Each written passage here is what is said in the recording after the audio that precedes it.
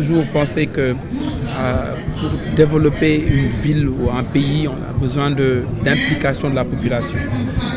Aujourd'hui, on parle de l'entrepreneuriat et du rôle de la jeunesse kaolakoise dans le développement. Voir des jeunes qui ont fait leurs études ici, qui sont repartis à Dakar et qui ont repensé à leur origine. Qui s'impliquent à leur manière, notamment la création de Action Kaolack, avec des initiatives et des objectifs très bien définis. Je pense que ça rassure et ça nous permet, ça nous facilite en tout cas, nous le travail, nous qui avons la volonté de développer des programmes de développement, notamment à travers des lignes de financement pour accompagner la jeunesse. C'est vraiment une initiative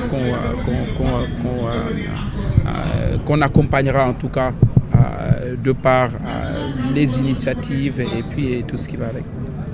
Encore une fois, je disais que nous avions mis une enveloppe de 15 millions. Ça fait presque 4 mois et qu'on a du mal à identifier des projets porteurs. Ça, c'est la première remarque. Deuxième remarque, c'est que j'ai eu l'occasion d'échanger avec Pape Sarr, qui est le ministre Pape Sarr, qui est le président ou directeur de la délégation pour l'entrepreneuriat rapide, qui me disait qu'il peinait à trouver des projets ici à Kaolack. D'accord? Ça, c'était la deuxième remarque. La troisième remarque, moi-même, personnellement, je l'ai expérimenté. Il y a un jeune Kaolackois, une de mes amies sud-africaines m'avait mis en contact d'ailleurs.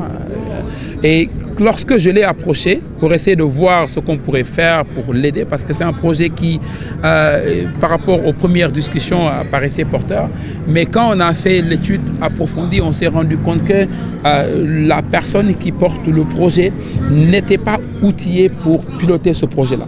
Donc c'est d'où ce que je disais tout à l'heure sur l'importance de bien préparer les projets. L'idée, c'est pas d'avoir le rêve de mettre en place tel projet ou bien telle structure, mais je pense que le plus important, c'est l'objectif. Et l'objectif, c'est apprendre à s'organiser. Quand on a un projet, ce projet, il faut le mettre sur papier. Ce papier s'appelle un business plan.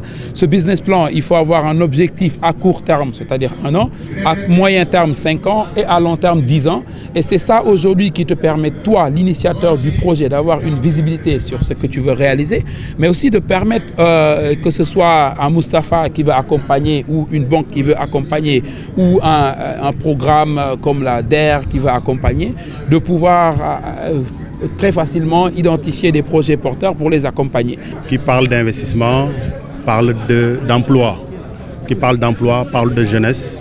Et qui parle de jeunesse aussi, parle de revenus. Donc ce forum-là est venu pour un peu aider la jeunesse à trouver du travail, pour aider la jeunesse aussi à trouver des partenaires qui leur permettront quand même d'être financiers sur leurs projets. Donc nous avons un partenaire avec lequel on travaille sur ce projet qui est SF Capital. Comme il l'a dit tout à l'heure, la plupart des projets de jeunes qui sont là ne sont pas bancables. Le rôle que Action Kaolack va jouer, c'est d'essayer de former ces jeunes-là pour que les projets soient des projets bancables et les aider aussi en termes de durée de vie de ces projets-là. Donc c'est l'objectif quand même d'Action Kaolack, de former, d'informer et d'assister les jeunes pour qu'ils puissent trouver du travail.